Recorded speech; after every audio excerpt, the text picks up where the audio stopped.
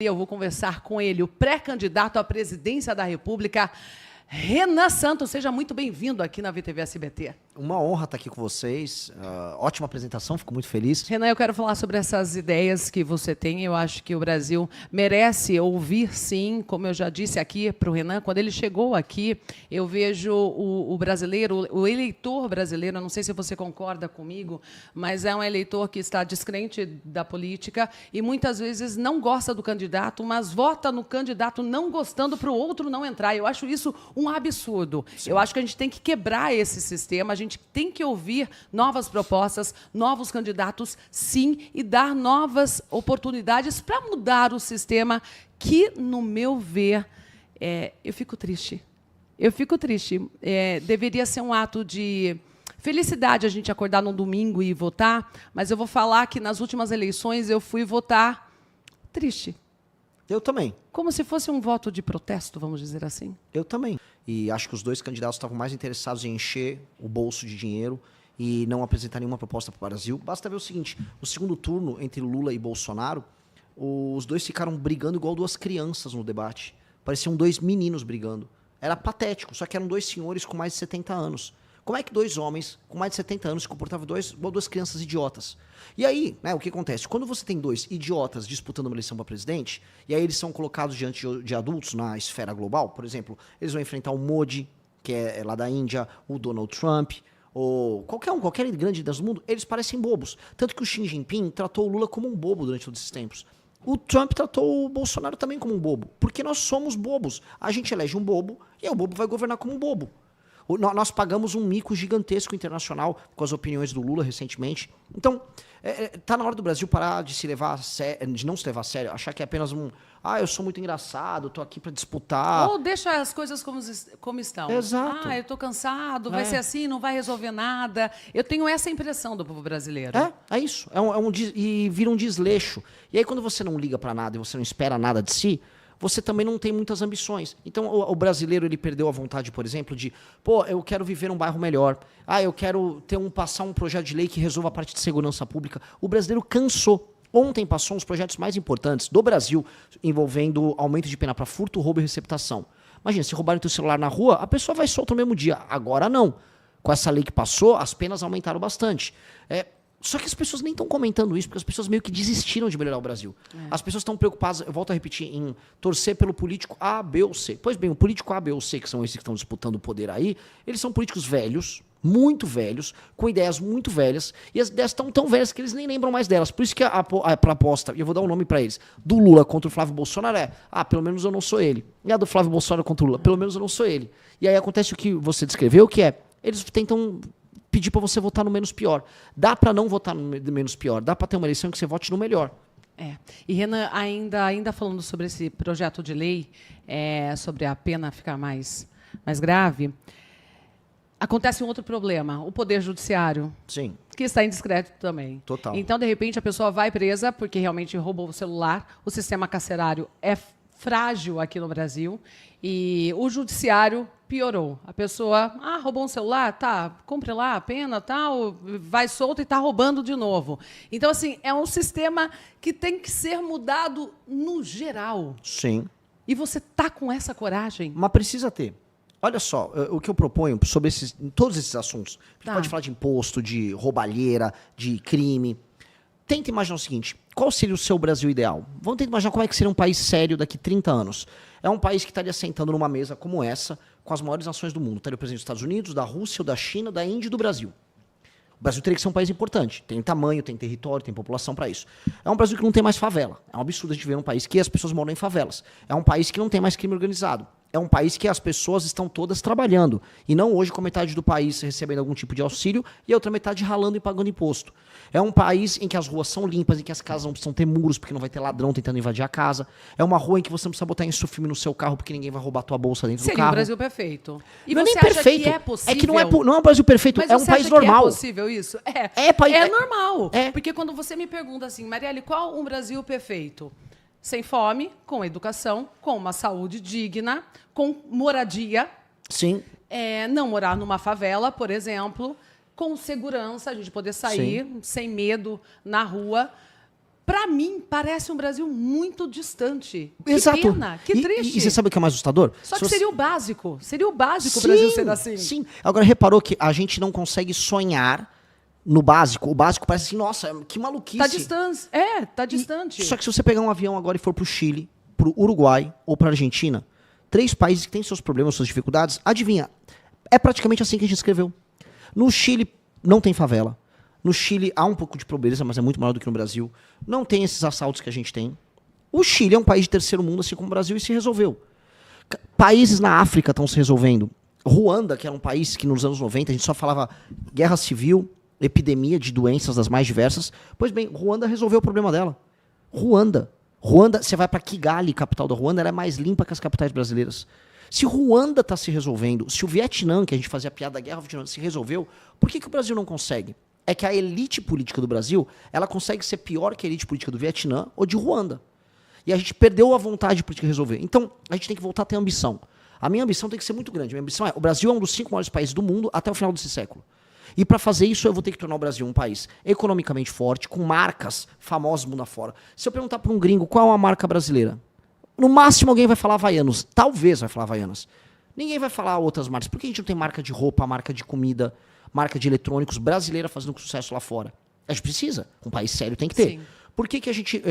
os gringos hoje não têm respeito pelo Brasil porque o Brasil não tem armas para se defender. Se os Estados Unidos quiser derrubar o governo brasileiro, igual ele derrubou o da Venezuela ou do Irã, ele derruba a gente num estalo de dedo. Hoje, o Comando Vermelho controla áreas inteiras do território brasileiro. Então, nós somos fracos. Nós somos um país fraco, que não consegue se proteger de fora nem de dentro. Nós somos um país que não consegue pagar as próprias contas. Está todo endividado, a dívida está aumentando e a gente só gasta com besteira. Nós somos um país com desigualdade regional bizarra. As pessoas no Nordeste estão muito pobres. As pessoas no Norte estão migrando para o Sul. Como resolver isso? Então, se você olhar o Brasil ideal para 2030, eu penso assim, bom, para daqui 30 anos, desculpa, para 2056, vamos pensar, o que eu vou fazer daqui até 2056 para entregar esse país? E foi o que nós fizemos com o nosso partido. A gente montou um partido com um plano, chama Livro Amarelo, e aí montamos um plano de ação para o Brasil ser esse país que a gente quer até 2036. Já tem esses planos? Já tem. São 6 livros que nós montamos, e nós vendemos esse livro para as pessoas compraram esse livro, e com o dinheiro da venda do livro a gente montou nosso partido. E o brasileiro tem que ler, né? Tem que ler mais, inclusive, porque Sim. falta isso, Renan. Sim.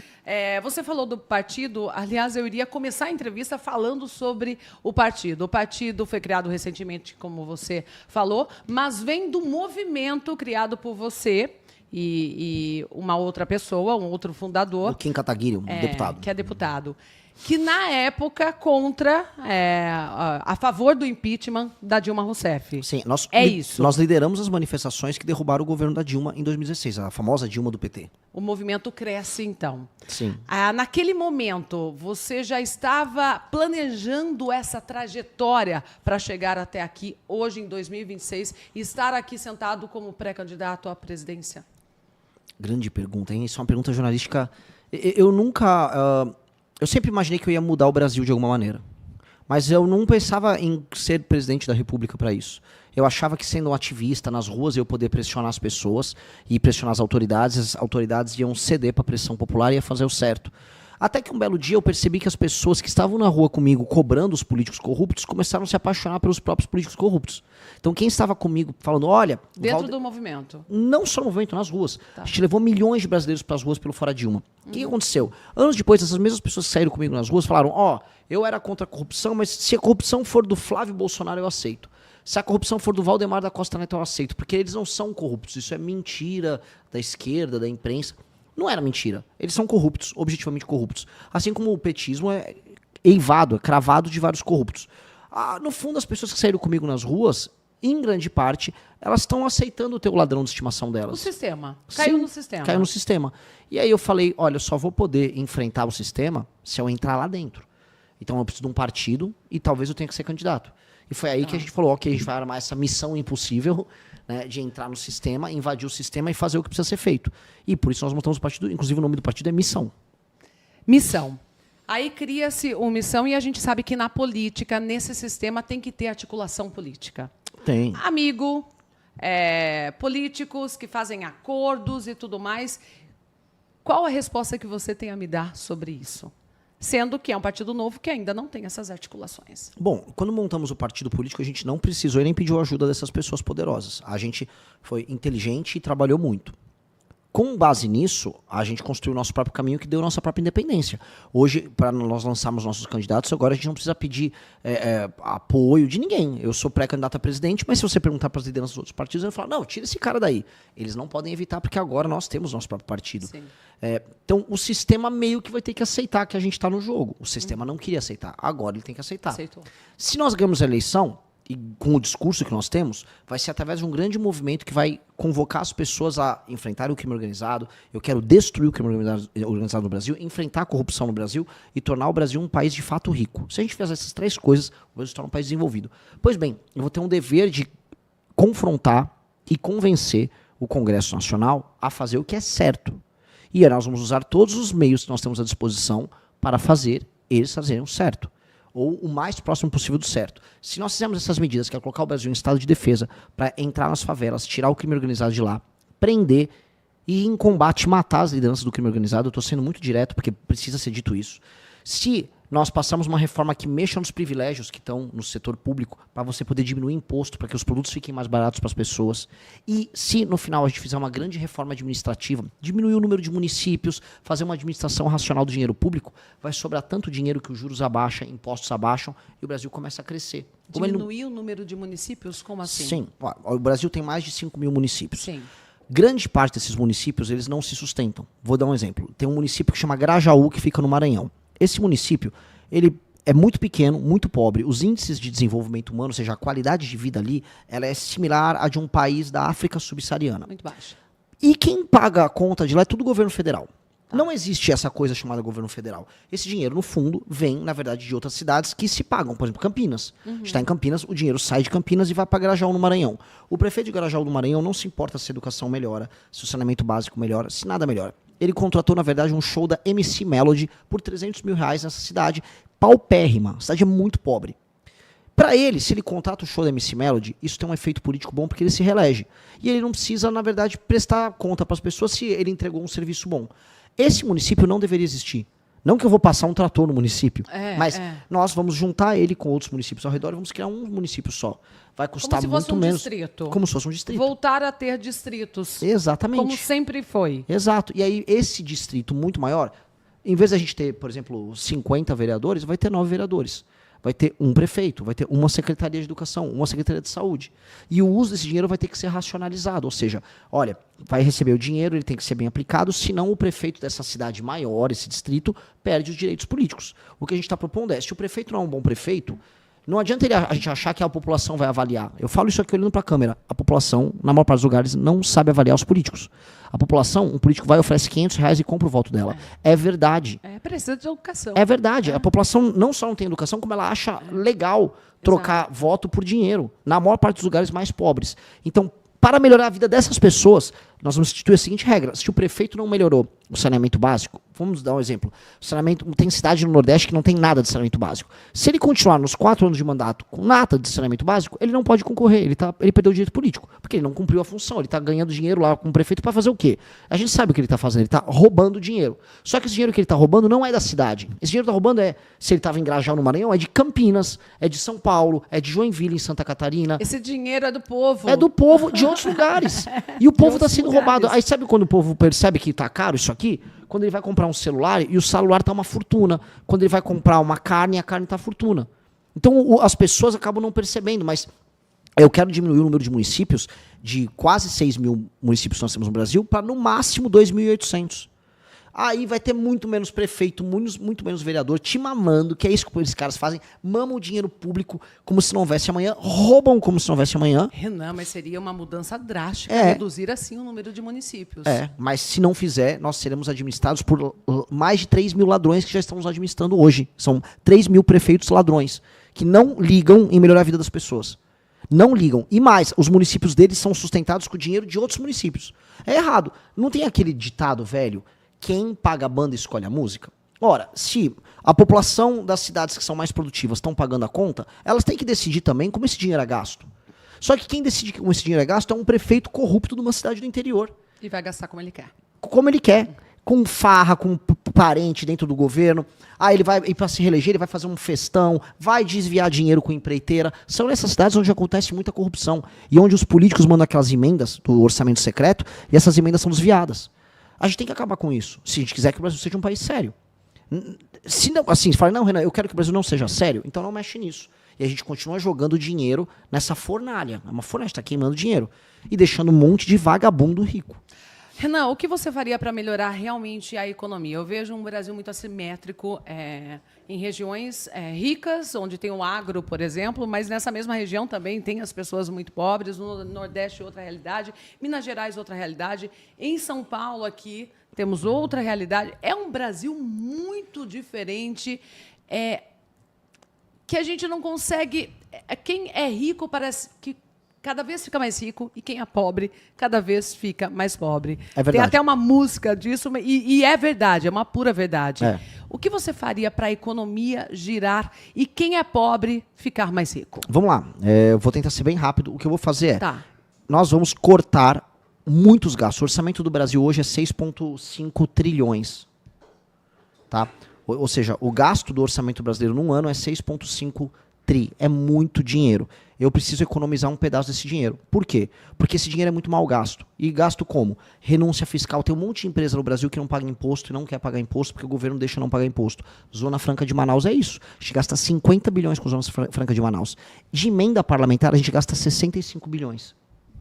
Tá? Ou seja, tem 100 bilhões só de Zona Franca de Manaus e emenda parlamentar.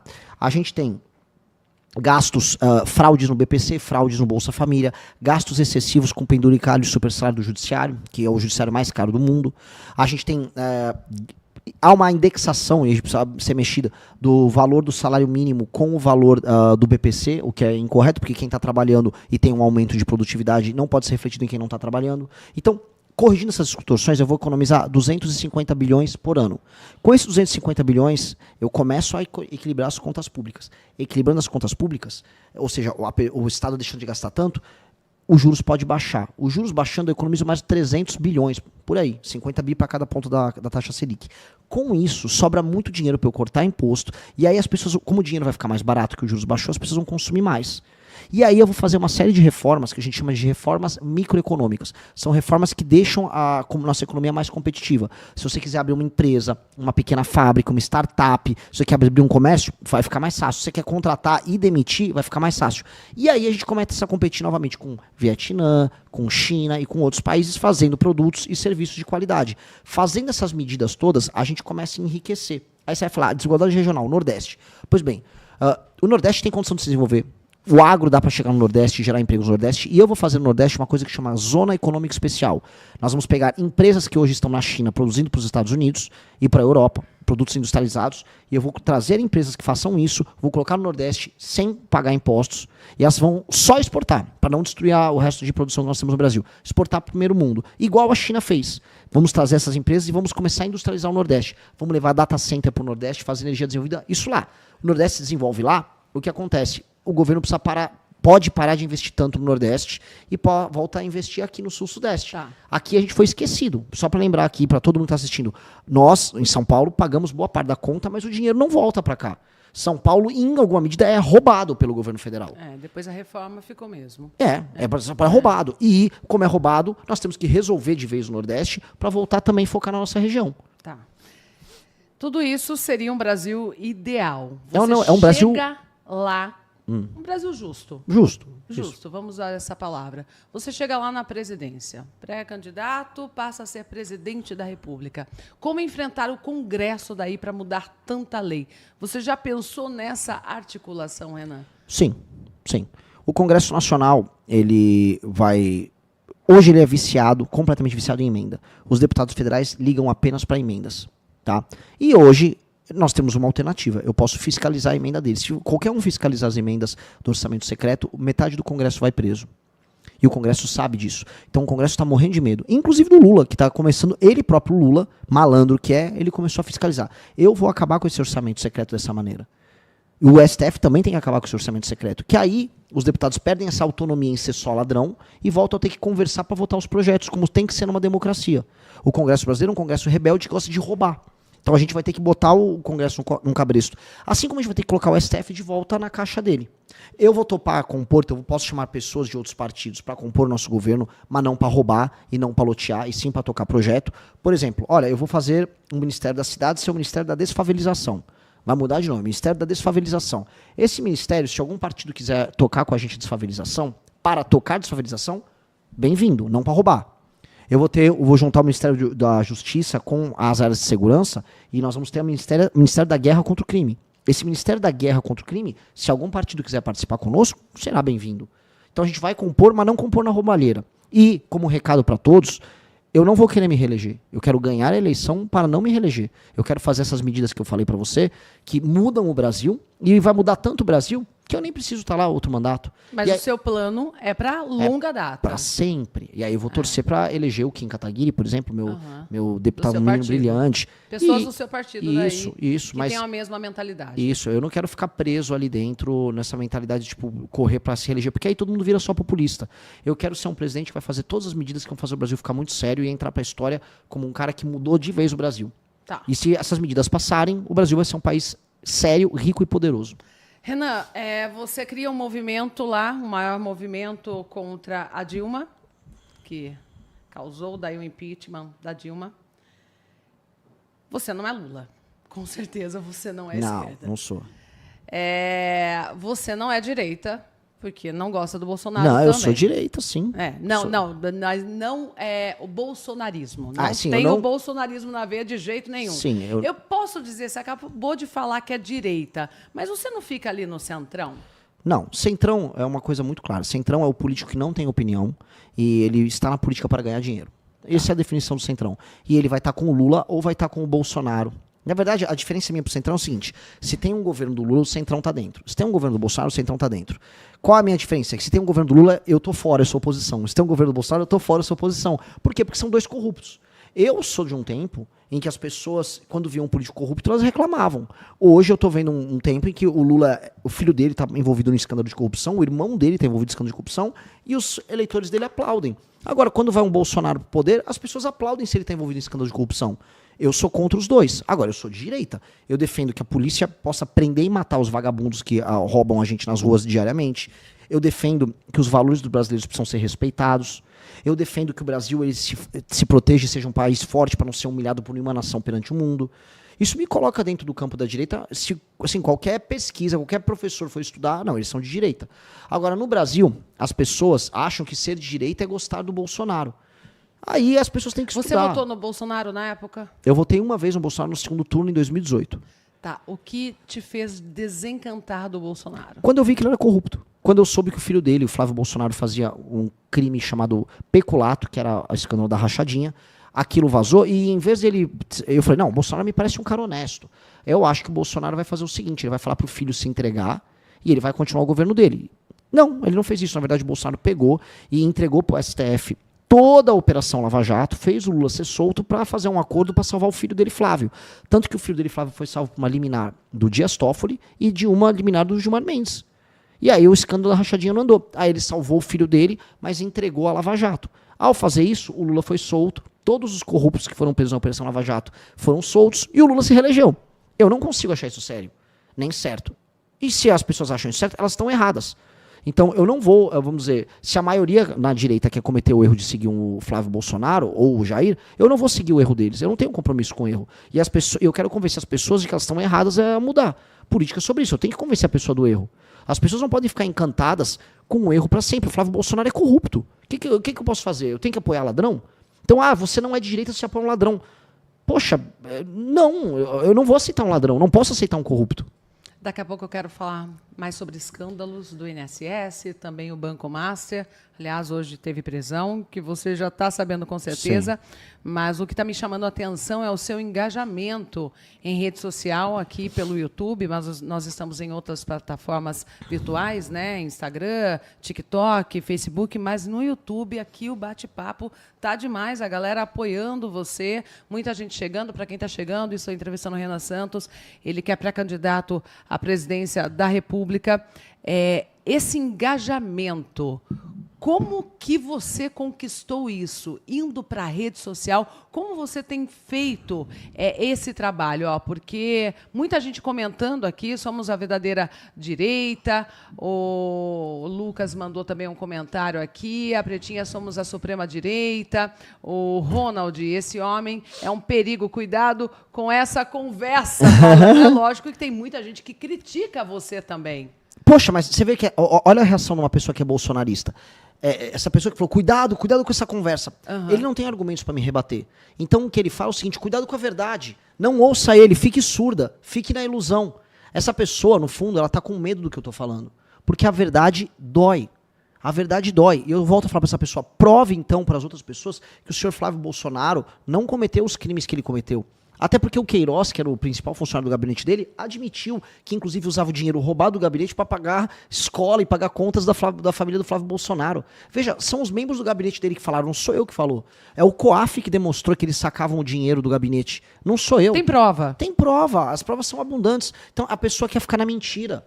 Poxa, sabe, errar é humano, todo mundo erra, mas persistir no erro é demoníaco. Que exemplo essa pessoa vai dar pro filho dela? Quando o filho dela fala, mãe, o que é certo? É roubar ou não roubar? E a mãe, não, olha só, você não roube, mas se você for de direita, você pode roubar.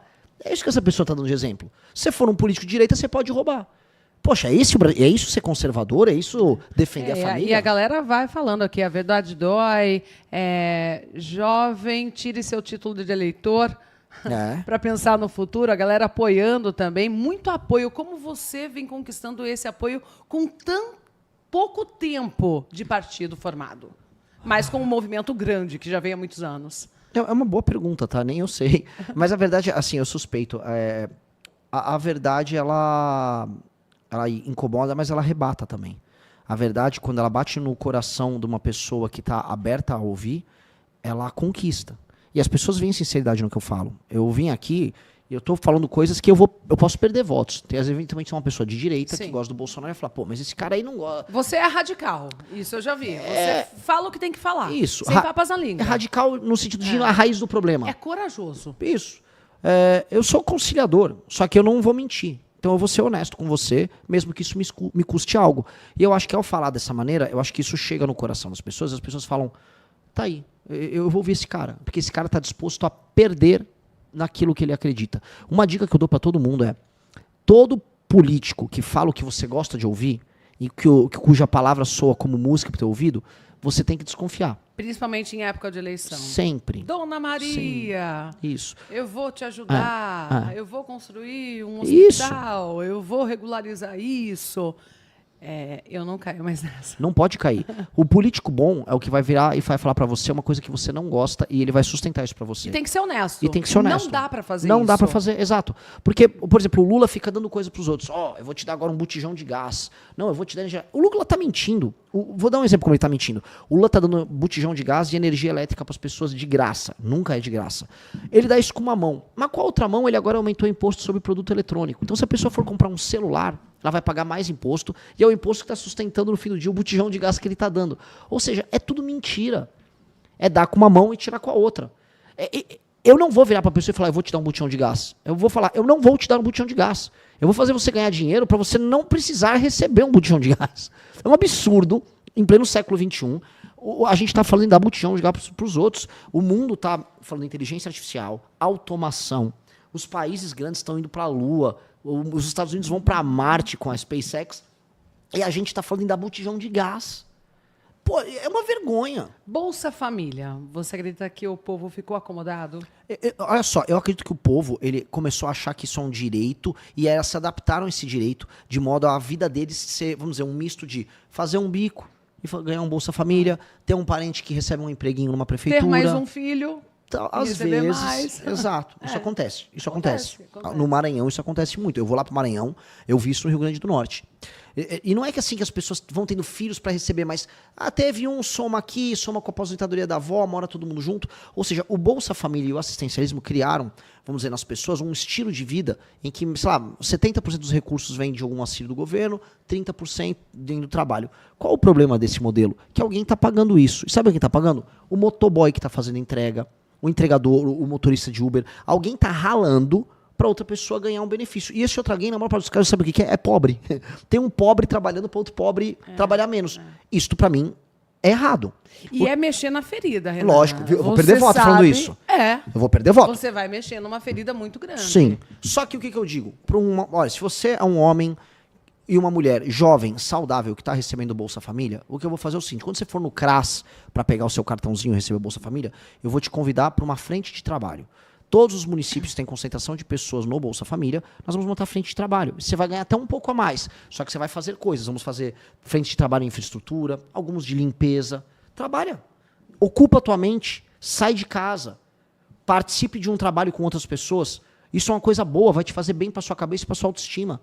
E nós vamos fazer frentes de trabalho. Quem fez isso? Franklin Roosevelt, presidente dos Estados Unidos nos anos 30, chegou a ter 3 milhões de jovens trabalhando nesse modelo. Vamos fazer isso, vamos trazer uma energia de construir, não uma energia de dar. A educação realmente muda, transforma o ambiente, transforma o ser humano, isso sem dúvida alguma. Eu sou a favor disso, ao invés de dar Bolsa Família, o gás, a energia elétrica, realmente ensinar essa pessoa, dar a educação para essa pessoa ter dignidade.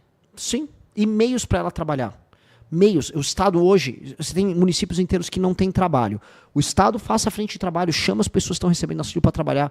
Agora, você tem uma mãe que tem 2 filhos, ela tem um problema de saúde, tem diabetes, não consegue andar. Sim. Aí tudo bem. Sim. Não estou falando, sabe, tem e esse benefício é útil para essa pessoa. E eu não acho que os brasileiros... Porque tem que ser humano, tem que ser um governo humano também. Humano. Agora, um homem formado, 25 anos...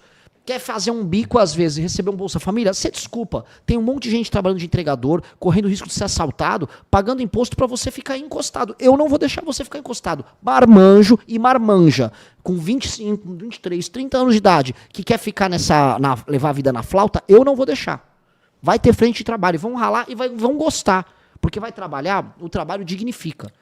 Tem que ser assim. Senão eu estou desrespeitando... Volto a colocar milhões de brasileiros que estão se matando de trabalhar. Teve um menino hoje que eu encontrei no Parque Taquaral, era um fã nosso. Ele trabalha numa empresa aqui em Campinas e nas horas vagas ele trabalha de entregador. Ele trabalha 7 dias por semana e aí fazendo uma poupancinha para ele. Pô, esse cara... Eu vou desrespeitar esse cara muito se eu não fizer nada sobre esse assunto. Muito. Você quer ser presidente. Dito isso, quer ser? Muito. Eu vou mudar o Brasil se eu for presidente do Brasil. Ganha. A primeira ação que você faz quando entra? Eu vou decretar estado de defesa no Brasil.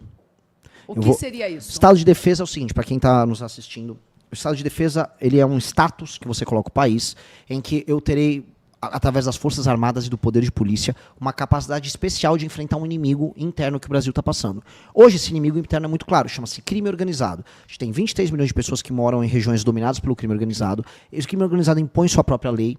Ele fatura bilhões com droga, com extorsão e com serviços ilegais que ele tem nessas regiões. E esses caras precisam ser destruídos. Então, as polícias e as Forças Armadas, através do comando central do comandante em chefe, que é o presidente da República, vão eliminar esses criminosos ao longo de 1 ano. E nós vamos colocar o Brasil em estado de defesa nas regiões em que o crime organizado domina. Eu vou limpar o Nordeste, eu vou limpar o Rio de Janeiro, eu vou limpar São Paulo do PCC, eu vou limpar o Porto de Santos, Sorocaba. Tem gente do PCC atuando. Aqui em Campinas tem gente do PCC atuando. Vamos limpar o Brasil do crime organizado. E aí, destruindo o Brasil do crime organizado, reduzindo o número de homicídios para números baixíssimos, tornando o Brasil seguro para andar novamente, o Brasil pode respirar e a gente pode cuidar das outras coisas. Especialmente pegar essas pessoas que moram na favela, e você falou uma coisa muito boa, tem que ser um governo humano. Pegar quem mora na favela e falar, agora eu vou transformar sua favela num bairro, agora eu vou levar a educação séria para sua favela, eu vou levar empresas para sua favela, eu vou fazer você ser uma pessoa digna. E a dignidade vem através do respeito que o Estado vai dar a ela. E não da humilhação que ela passa em ser abandonada e ser, no fim, administrada de maneira ilegal pelo crime organizado. Isto é uma política de Estado de verdade. E essa é a primeira coisa. Hoje não é no dia 1 mais, né? A posse é no dia 5 de janeiro.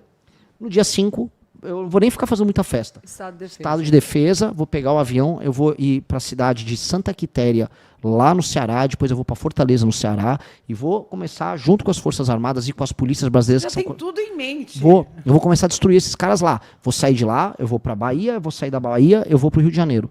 Enquanto isso, as forças da polícia aqui de São Paulo vão intervir lá no Porto de Santos, que está tomado pelo PCC, as forças policiais nossas e as forças de fronteira lá no Mato Grosso do Sul vão fechar a rota caipira, que passa a rota de entrada de droga. Nós vamos botar todo o Brasil nessas operações. Se você é um policial que está nos assistindo, o seu sonho vai se realizar. Nós vamos acabar, passa rapa nesses caras. E aí a gente passa a respeitar mulher que anda na rua e tem medo de ser assaltada, mulher que tem medo de ser, não posso nem falar, é um crime muito pesado, mas violentada por membros dessas facções que cometem esse tipo de crime.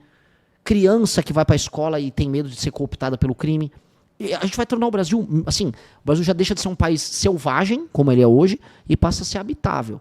Não é nem o país ideal, mas já é habitável. Depois do habitável, agora vamos fazer ele ficar rico. Vamos fazer ele ficar bom, até ele ficar muito bom. Renan, tá. Primeiro passo seria isso. Se fosse para cortar um imposto, qual você cortaria, assim, na boa, logo de cara? Tem impostos que não precisariam existir. Né? O IPTU é um imposto que não precisaria existir. Você é um imposto acredita? Não, porque o IPTU, no fundo, ele está taxando a propriedade. Então, você, quando tem um apartamento, você tem, na verdade, você paga um aluguel hoje. Mas vai para a prefeitura. Mas a Que prefeitura acaba voltando para outras coisas. Mas aí eu pergunto para você, então você é dona do seu apartamento, da sua casa que você mora?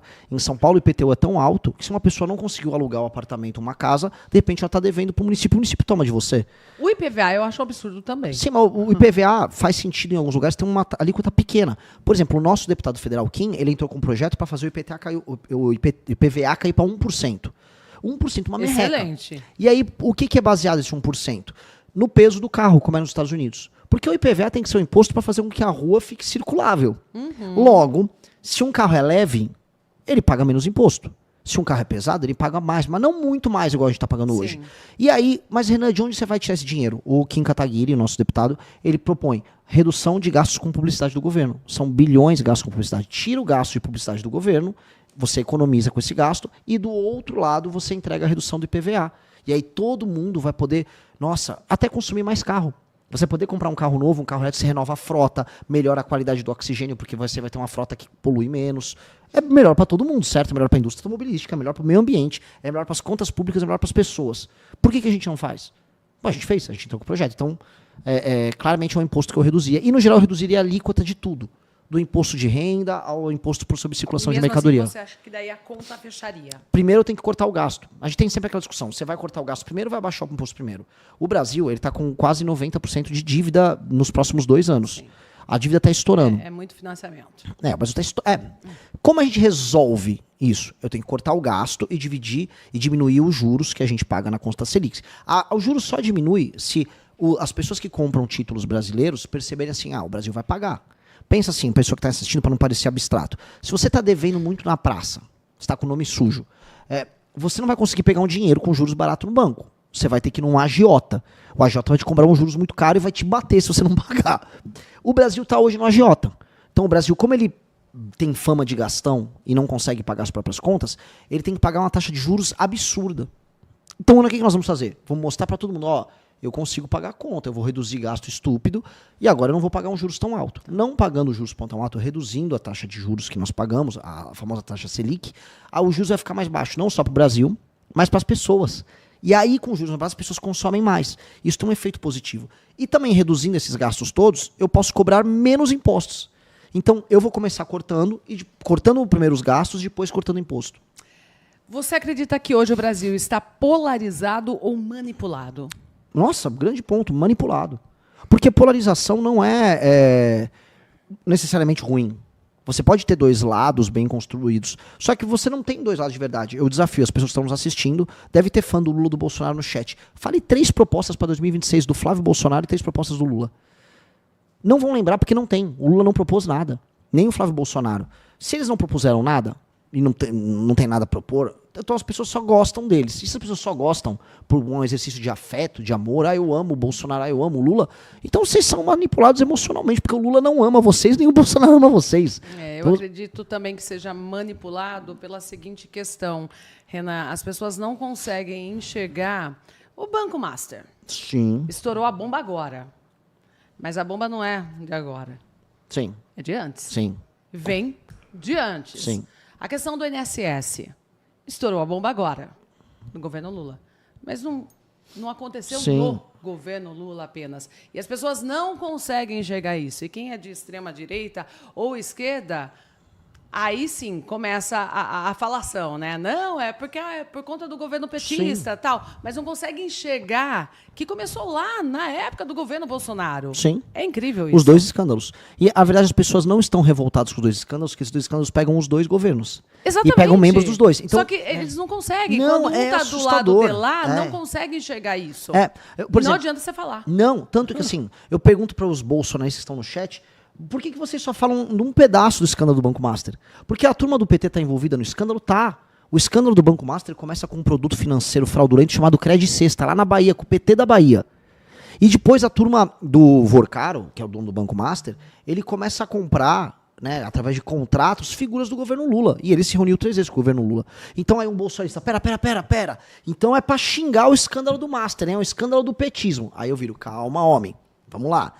O escândalo cresce e estoura quando o Banco Master faz relações dentro do governo Bolsonaro com o Ciro Nogueira, consegue uma MP que beneficia eles para que eles fizessem ainda mais crédito consignado fraudulento, que foi uma MP que foi emitida em 2022 no governo Bolsonaro.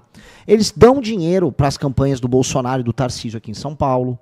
Eles têm relação com igrejas ligadas ao bolsonarismo, como a Igreja Lagoinha, lá em Minas Gerais, que é uma igreja ligada à direita.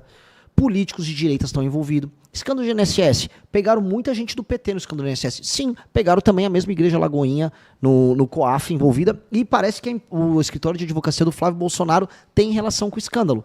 Então, é um escândalo que mexe nos dois. Aí as torcidas organizadas ficam... eu não sei o que fazer. Eu acho que eu não vou falar desse assunto. E é o que acontece. Eu vi a Tabata Amaral. Tem muita gente que acha, não, ela é uma política séria e tal. A Tabata Amaral gravou um vídeo sobre o Banco Master, só falando de onde pegava a direita. O Nicolas Ferreira, tem muita gente que gosta dele. Olha só esses petistas. Entendi. Cada um conta o seu recorte. Que tal a gente contar toda a história? Que basicamente a classe política brasileira, Exatamente. junto com o STF, junto com o Centrão, roubou vocês. Sabe, vocês todos foram roubados por gente de esquerda e de direita. Quando foi pra roubar com o Banco Master, tinha cara com bandeira do Brasil e cara com bandeira vermelha te roubando. Só que a pessoa não quer, a pessoa quer acreditar que o cara de bandeira verde e amarela, que roubou, no caso do Banco Master, no fundo ele roubou de direita, ele roubou patrioticamente. E o comunista, o cara do PT, não, ele roubou, mas foi pra transformar o Brasil em Cuba. Você é presidente, sim ou não? Sim, Com certeza. com certeza.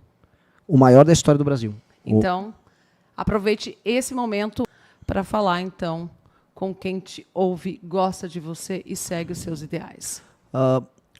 Você foi levado a crer desde que você nasceu que o seu país não vai dar certo, que talvez a grande sorte que você vai ter é viver de aluguel na casa de alguém, que você vai ter que se contentar em andar com um carro velho, com um celular velho, e que você vai ver as notícias sobre os outros países, né, com países indo para o espaço, guerras envolvendo países sérios, produtos que foram desenvolvidos em países sérios, novas tecnologias, e você é só um espectador, talvez torcendo para o Brasil na Copa do Mundo ou para um famoso que você gosta. A vida não precisa ser assim. Sua vida não precisa ser um barraco numa favela. Sua vida não precisa ser um subemprego. Sua vida não precisa ser sonhar para comprar um celular parcelado. Sua vida pode ser muito maior. O futuro é glorioso. Só que o futuro depende da sua ambição. Se sua ambição for construir um Brasil melhor, que vai refletir na vida da sua família e na tua vida, tenha essa vontade e escolha um caminho certo, não um caminho do menos pior. O caminho do menos pior, já existe muita gente por aí. Não vota no fulano, não vota no cicrano. Eu estou falando só, dá pra ser muito diferente, mas muito melhor. Só que você vai ter que dar o primeiro passo. Eu dei o meu primeiro passo, eu montei um partido político, estou me colocando aqui, e os melhores jovens do Brasil estão comigo. A minha pergunta pra você é, quando você vai dar o seu primeiro passo?